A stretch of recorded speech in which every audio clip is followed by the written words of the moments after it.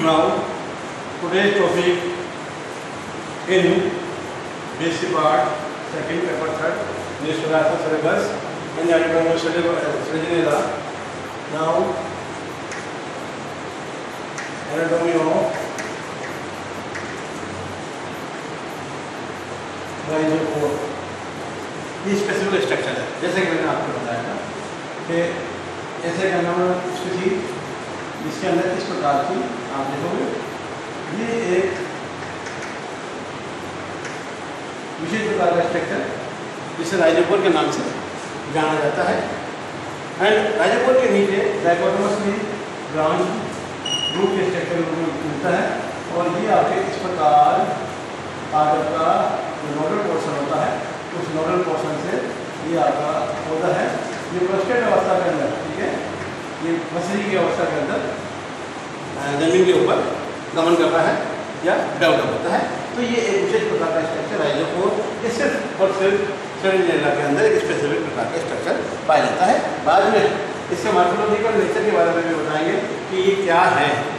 कुछ वैज्ञानिक इसे जड़ मानते हैं, कुछ वैज्ञानिक इसे तना मानते हैं, कुछ वैज्ञानिक इसे ऑर्गन अलग से फ्री ऑर्गन के नाम से जानते हैं। तो एनाटॉमी ऑफ राइजोफोर के अंदर सबसे पहले outermost structure that is known as epidermis. वैसे के वैसे जैसे आपको रूट के स्ट्रक्चर के बारे में बताया था कि जो एपिडर्मिस होती हैं, वो एपिडर्मिस एक विशेष प्रकार का रेक्टेंगुलर कोशिका, ठीक है, आयताकार कोशिका। एपिडर्मिस यूनि सेलुलर थिक, एक कोशिका थिक रेक्टेंगुलर सेल्स की बनी हुई होती है। In this structure there is a presence of dead layer, or you can say non-living layer, that is known as cuticle, and there is a presence of non-living layer known as cuticle।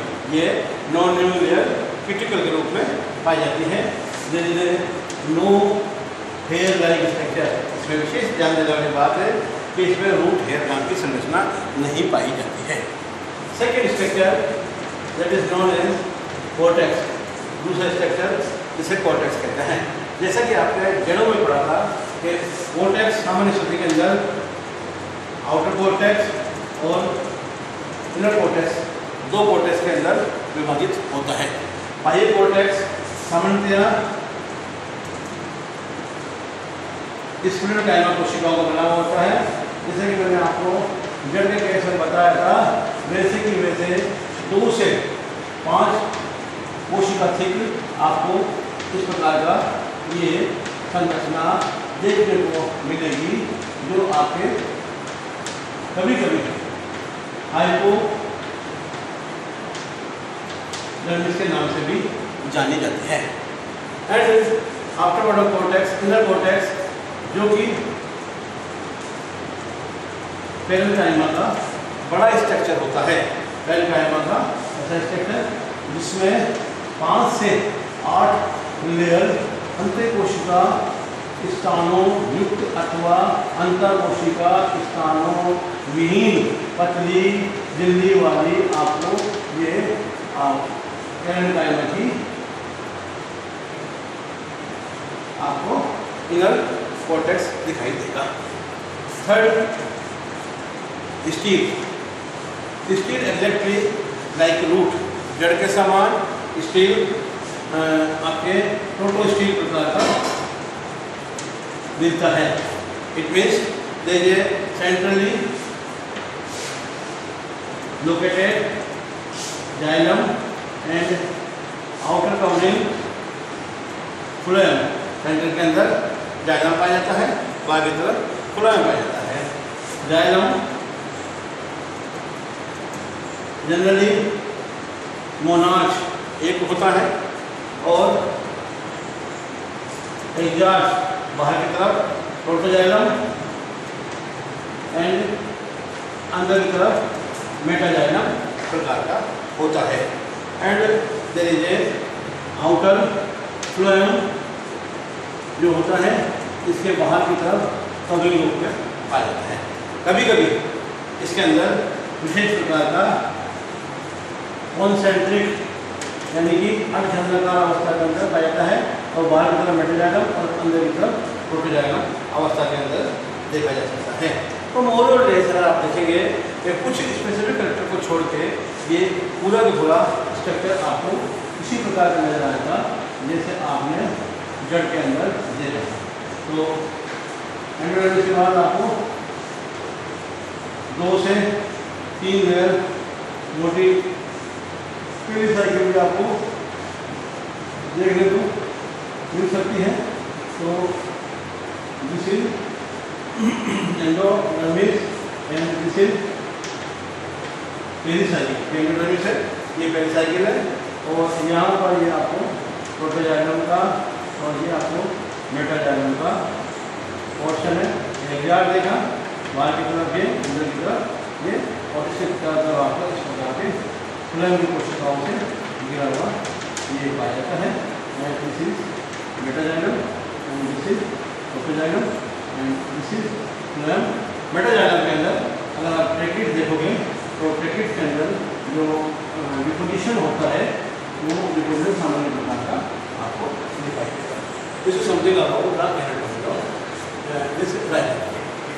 इसके पश्चात इस राइजोफोर के बारे में सामान्य short note में question पूछे जाते हैं। उसके अंतर्गत what is morphological nature of this rhizophore. Rhizophore क्या है?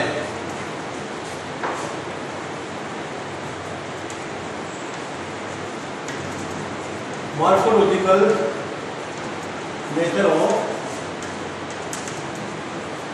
राइजोफोर। ये राइजोफोर है क्या? Morphologically on the basis of origin and development, the some scientists say that this is root. कुछ वैज्ञानिक इसे जड़ की संज्ञा देते हैं। इसके अंदर वान टाइगर 1902 वान TIEGAN वान टाइगर 1902 एंड हार्वे गिब्सन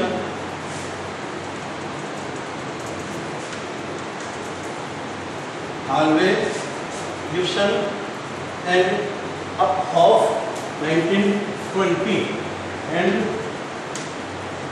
Uphoff 1920 इन्होंने कहा कि ये जड़ है।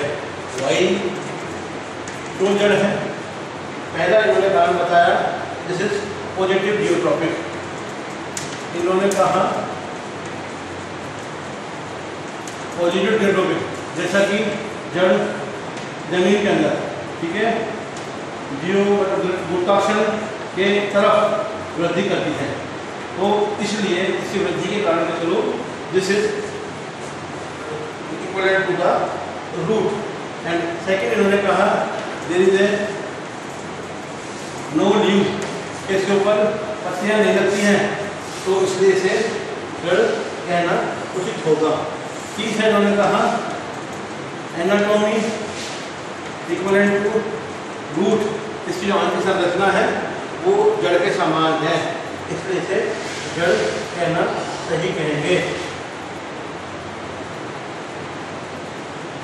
दूसरा इन्होंने कहा कि इसके अंदर पाया जाने वाला जो स्टील होता है वो भी जड़ के समान पाया जाता है। इसके अतिरिक्त इन्होंने एक विशेष प्रकार का जो फिजियोलॉजी जिस समय डेवलप हो गई थी उसके अंदर ऑक्सीजन ट्रांसलोकेशन के बारे में ज्ञात कर दिया गया था। जो ऑक्सीजन का ट्रांसलोकेशन है वो भी जड़ के जैसा ही इसके अंदर होता है। इसलिए इन वान डायगन एंड अदर वैज्ञानिकों ने 1902 और 1920 के अंदर इसे जड़ के समान माना और अपने एविडेंस के अंदर ये 5 कारण बताते हुए इन्होंने कहा this is root to this region. Where second is this is stem. इन्होंने कहा कि ये स्टेम है। इन्होंने कहा स्टेम है एक Bruchmann footman, wash and troll.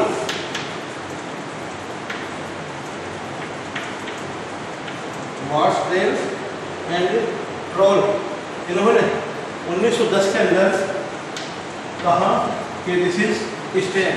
Y stem? Because of this is exogenously originated structure, कि यह बाह्य कमेंट या बाहर की कोशिकाओं से मिलकर बना हुआ है. जैसा कि आपको विदित है, जब एनाटॉमी पढ़ोगे तो जड़ होती है वो रूट के पेरिसाइकिल यानी कि आंतरिक सतह से डेवलप होती है. तना हमेशा क्या है, बाह्य सतह से डेवलप होता है. तना आसानी से टूट सकता है, गिर सकता है, मगर जो जड़ होती है लेटरल वो आसानी से बाहर नहीं निकलती है, वो एंडोजीनसली ऑर्गन होता है.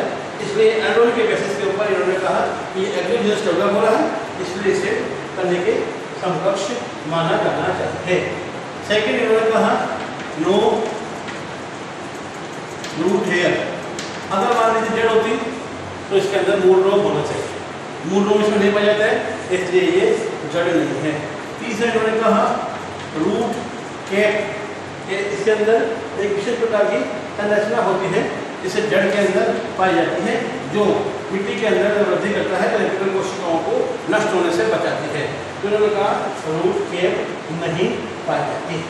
चौथा कहा इन्होंने कि ये जो होता है एक स्ट्रक्चर आप इसमें पढ़ोगे जब ओरिजिन ऑफ ब्रांचेस के बारे में पढ़ोगे, एंगल मेरिस्टम.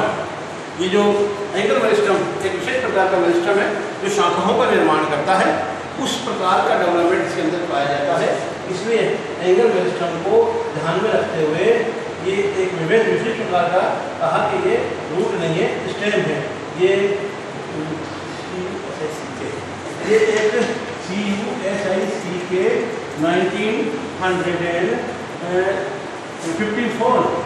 1954 के अंदर जब इस प्रकार का ये अध्ययन किया गया.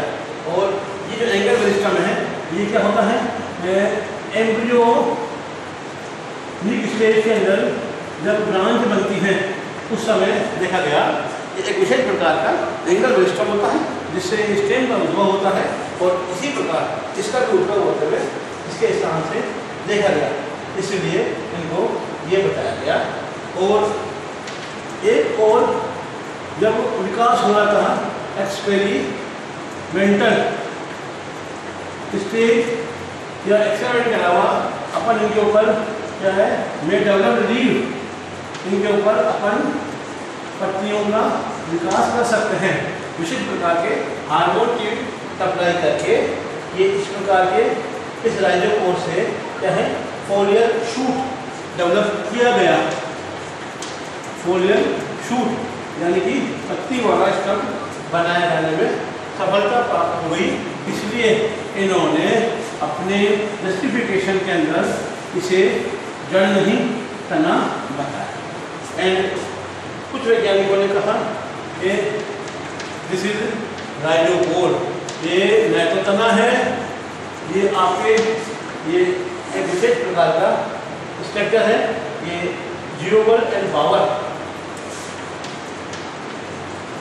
जियोबल एंड बावर नामक वैज्ञानिक ने, ठीक है, अपने इसके अंदर इसे इंडिपेंडेंट ऑर्गन का नाम दिया कि भाई ये इंडिपेंडेंट ऑर्गन है, ये स्वतंत्र प्रकार का एक अंग है. ना तो इसे आप तना कह सकते हो और नहीं इसे आप स्टेम कह सकते हो. It is known as organogenesis. ये ऐसा ऑर्गन है, ये स्वयं अपने आप में अपने तरीके से डेवलप होता है. This is all about this type of